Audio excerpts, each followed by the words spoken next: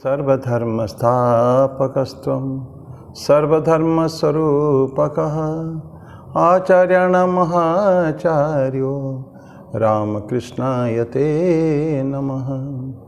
यथाग्नेर्दाहिका शक्ति रामकृष्णस्थिता हेया सर्वविद्यास्वरूपां तां शारदां प्रणमाम्यहम्। परतत्वे सदा लीनो रामकृष्णसमाज्ञया यो धर्मस्थापनरतो वीरेशं तं नमाम्यहम्। वीरेशं तं नमाम्यहम्।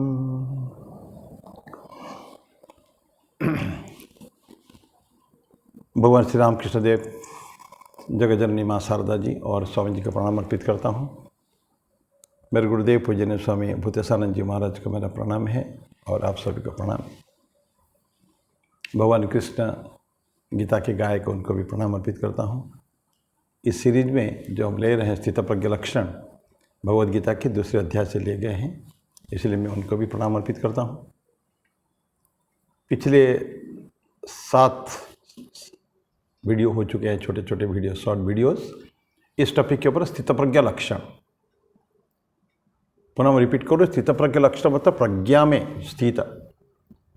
हमको नॉलेज होता है, ज्ञान होता है, सूचनाएं मिलती है, फिर उसको जब प्रैक्टिस करते जीवन में, it becomes a part of our life, जीवन का अंग बन जाता है। हमेशा प्रैक्टिस करते, अभ्यास करते करते ये जीवन का एक इंडिविजुअल पार्ट हो जाता है। ये उस समय में हम इसको कहेंगे ये है प्रज्ञा। अभ्यास जिसको प्रैक्टिस करते हैं, तो ठाकुर उसको बोलते थे विज्ञान करते थे। विज्ञान क्या होता है? ज्ञान और विज्ञान कोई चीज़ जानना, थ्योरेटिकल नॉलेज होना, वो ज्ञान है, लेकिन उसको अगर अभ्यास करते जीवन में तो वो हो जाएगा विज्ञान। तो इसी तरह की ये सब प्रैक्टिकल जो कंसेप्ट स्थित प्रज्ञा में स्थित होने का है कि जो ज्ञान हम जानते हैं, जो सीखते हैं, उसको जीवन में अभ्यास करते रहें लगातार। तो उसी में से 18 श्लोक भगवान कृष्ण ने गीता में 55 से लेके 72 तक ऐसे 18 श्लोक भगवान कृष्ण गीता में बोले हैं। द्वितीय अध्याय के अंतिम 18 श्लोक ये स्थित प्रज्ञा लक्षण अर्जुन के प्रश्न में उन्होंने बोला था। तो हम लोग 61 तक बोले हैं, आप चर्चा की है। आज 1-2 श्लोक को शॉर्ट में हम लोग चर्चा करेंगे साथ में। ये एक सीरीज है, चेन रिएक्शन हम कह सकते हैं उसको। एक के बाद एक के दूसरे से तीसरा, तीसरा से चौथा, certain things happen one by one, और हमको it takes us to destruction, विनाश की तरफ ले जाता है ये, अगर ये करते हैं तो उसका प्रैक्टिस अभ्यास करते हैं तो उस श्लोक ऐसा है, 62वां और 63वां श्लोक है। ध्यायत विषयान पुंसः संगस्तेषु उपजायते संगात् संजायते कामः कामत् क्रोधो विजायते क्रोधात् भवति सम्मोहः सम्मोहात् स्मृतिविभ्रमः स्मृतिभ्रंशात् बुद्धिनाश बुद्धिनाशात् प्रणश्यति। सी कितना ध्यायत विषयान पुंस, विषय वस्तु को ध्यान करते करते, चिंतन करते करते, देखते देखते, कोई भी इंद्रियों से, पर मोस्टली हम कोई चीज़ को डीप थिंकिंग जो करते हैं, लंबे समय तक चिंतन करते हैं, या बारंबार कोई चीज़ को देखते हैं, वो चाहे वस्तु हो सकता है, कोई व्यक्ति हो सकता है। ये जो आकर्षण होते हैं, ध्याय तो विषयान पुंस, संग उसमें क्या अटैचमेंट होता है लंबे समय तक, एक बार देख लिया छोड़ दिया। दिन में हम कितने लोगों को देखते हैं? सैकड़ों हजारों लोगों को देखते हैं। क्या सबको याद रखते हैं? नहीं, लेकिन कोई व्यक्ति इट ड्रॉज आवर अटेंशन, हमारी दृष्टि शक्ति को खींच लेता है अपनी तरफ। वो वस्तु भी हो सकता है, कोई व्यक्ति हो सकता है। तो ये ध्याय तो विषयान पुंस, संग उस पर अटैचमेंट होता है। संगात संजायते काम, बारंबार जो संग होता है उसे अटैचमेंट होता है धीरे धीरे मानसिक रूप से। अभी तक व्यक्ति को, ये वस्तु को ये नहीं कर हम खरीदने के लिए या लेने के लिए गए नहीं हैं, तो इसमें काम होता है, डिज़ायर टू गेट इट। और काम अगर ऑब्स्ट्रक्शन हो गया तो क्रोध होता है, एंगर। तो काम से क्रोध होता, क्रोधात् भवति सम्मोह, और क्रोध से सम्मोह, एक डेल्यूजन मतलब एक आवरण सा पड़ता है तो हमारे ऊपर, हम समझ नहीं पाते अच्छा क्या है बुरा क्या है। सम्मोह, सम्मोहात् स्मृति विभ्रम, और सम्मोह से स्मृति भंग से होता है विभ्रम। हम वी गेट कन्फ्यूज्ड, एक अटर कन्फ्यूजन हो जाता है। स्मृति विभ्रम, स्मृति भंग साथ बुद्धि नाश हो, उसमें बुद्धि नाश होता है, बुद्धि नाश से प्रणश्यति। सो जस्ट थिंकिंग और कोजिटेटिंग और seeing an object for a long time we go to destruction. प्रणश्यति नॉट नेसेसरीली कि उसका मृत्यु हो जाए शारीरिक, पर एक व्यक्ति का जो पतन हो जाता है तो उसको भी विनश्यति बोलते हैं। तो ये घटना है। तो अभी दैट मीन्स हमको लगातार कोई चीज़ को ध्यान बहुत ज़्यादा सोचना नहीं चाहिए। अगर आप अच्छी चीज़ है, ईश्वर का चिंतन करते तब तो कोई प्रॉब्लम नहीं है। लेकिन कोई वस्तु या व्यक्ति जो अनावश्यक हमारे लिए हैं, जिसको पर चिंतन करने की ज़रूरत नहीं है, कोई व्यक्ति को अगर बार बार चिंतन करते हैं दैट मीन्स हम ईश्वर अनुरागी नहीं हैं। नहीं तो ईश्वर की चिंता न करके उनके बारे में ज़्यादा होता है। व्यक्ति के बारे में चिंता तो होगी, ऐसा नहीं कि बिल्कुल नहीं होगी, लेकिन टू द एक्सटेंट पॉसिबल तो जो चीज़ अनावश्यक हमारे लिए है उसको धीरे सोचना छोड़ दें। तो स्टॉप इट समवेयर, ये भावना है। तो इसलिए बोलते हैं कि ये हम कभी कभी सोचते हैं ना, बहुत सारे शॉपिंग करते हैं, विंडो शॉपिंग करने जाते हैं, बाज़ार में जाते हैं, देखते हैं कोई चीज़ को, आज बड़े 2 बार देखने के बाद 10 बार देखने के बाद इच्छा होती है चलो इसको ले ही लेते हैं, खरीद लेते हैं। तो खरीद लेते हैं, पैसा हमारे पास नहीं है तो किससे मांगेंगे हम पैसा ना। तो कामना हो गई, इच्छा हो गई लेने के लिए, पर पैसा नहीं है हमारे पास तो किसको मांगेंगे, नहीं देगा, तो ये गुस्सा आती है। छोटपन में होता था ना, हम लोग जो बचपन में रहते थे पिताजी को मांगते थे, पिताजी पैसे चाहिए, पिता नहीं देते थे, बड़ा गुस्सा आता था। बिल्कुल खाते नहीं खाते, खाना नहीं खाना, गुस्सा करना बिल्कुल ना। तो माँ आके समझाती थी तो फिर कभी कभी खा लेते थे। तो ऐसा अवस्था आगे चल के, लेकिन वो तो बचपन था, पर ये तो हमेशा तो बचपना तो नहीं रहती है ना। तो ये इसके लिए बोलते हैं कि आपको बड़ा कॉशसली सावधानी से उसके बारे में सोचना चाहिए। ध्यान ध्यायत विषयान पुंसा। तो ये हम होता है सामान लेने के जब जाते हैं, वो हमारी कैपेसिटी में नहीं है लेकिन हम खरीदने जाते हैं, प्रॉब्लम होता है उसमें। लेकिन विशेषकर ये सब चीज़ें जो है ना, ये अफेयर्स, ये इंसान के जीवन में हो जाता है, व्यक्ति के ऊपर ज़्यादा ही आकर्षण होता है। हज़ारों ऐसे लाखों केसेस मिलेंगे, ये जो तथाकथित लव अफेयर्स कैसे होते हैं, देखते हैं, बारंबार देखते हैं। जात पात का अंतर नहीं हुआ, देखते नहीं है किस जात का है, किस धर्म का है। विधर्मियों से शादी कर लेते हैं, लव कर लेते हैं, शादी तो क्या कर, लव कर लेते हैं।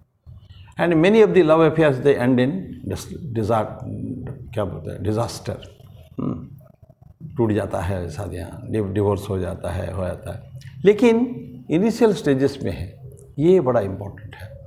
इनिशियल स्टेजेस पे कभी भी बहुत ज़्यादा उसके ऊपर अट्रैक्शन नहीं लेना चाहिए।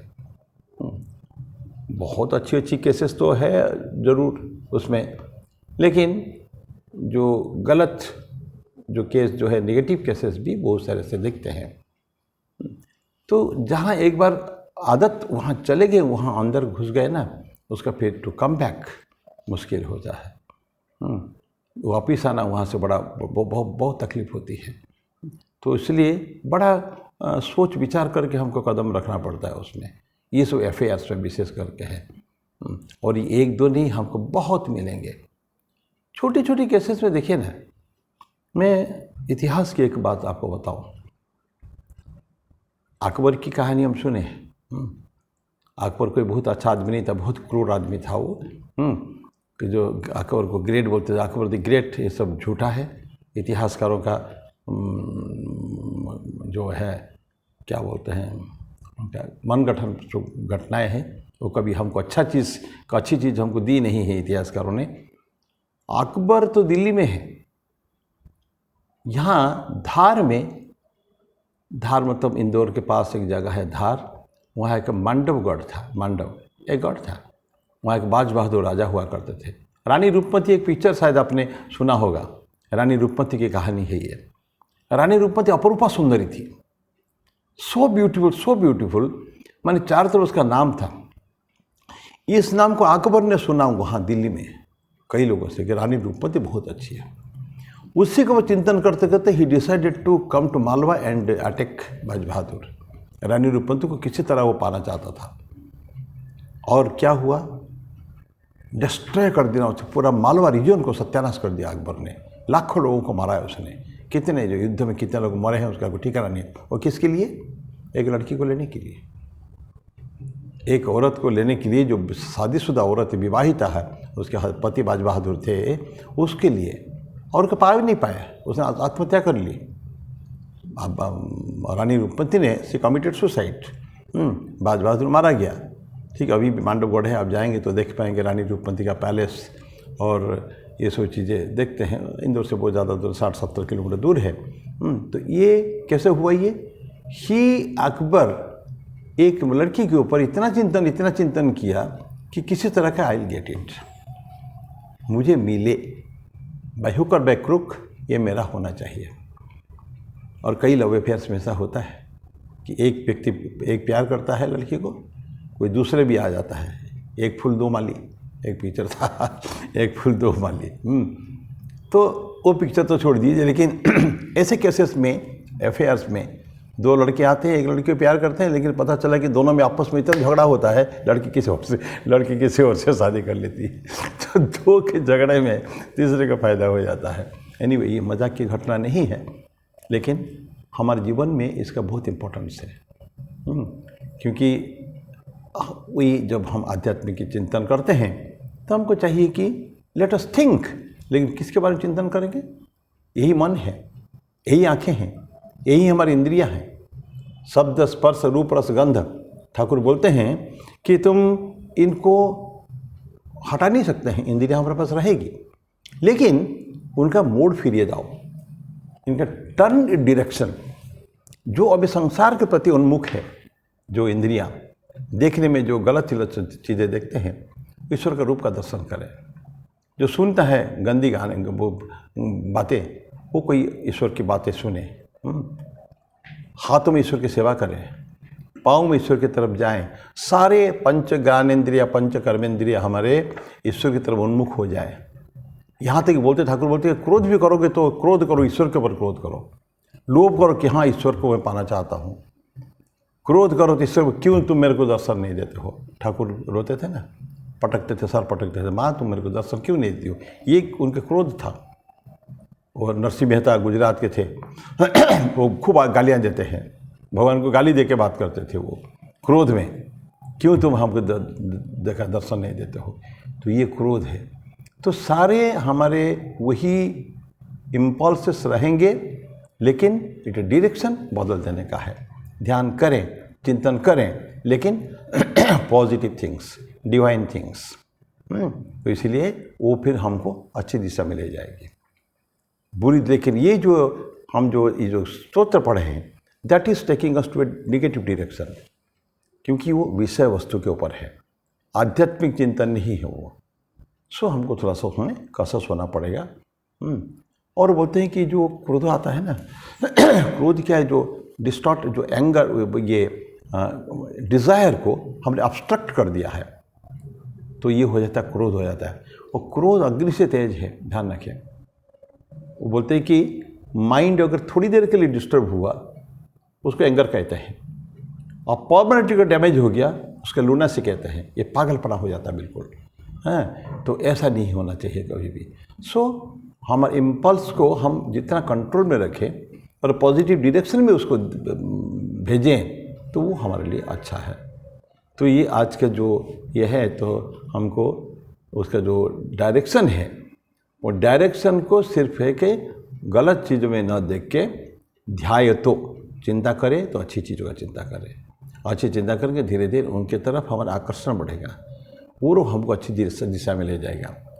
लेकिन ये श्लोक जो है, हमको दिखाता है, क्यों दिखाता है नेगेटिव डायरेक्शन? ताकि हम कॉशस हो जाएं, हम सावधान हो जाएं हम कभी भी, ताकि जीवन में ये गलतियां हमसे कभी ना हो। बस ये बातें हैं।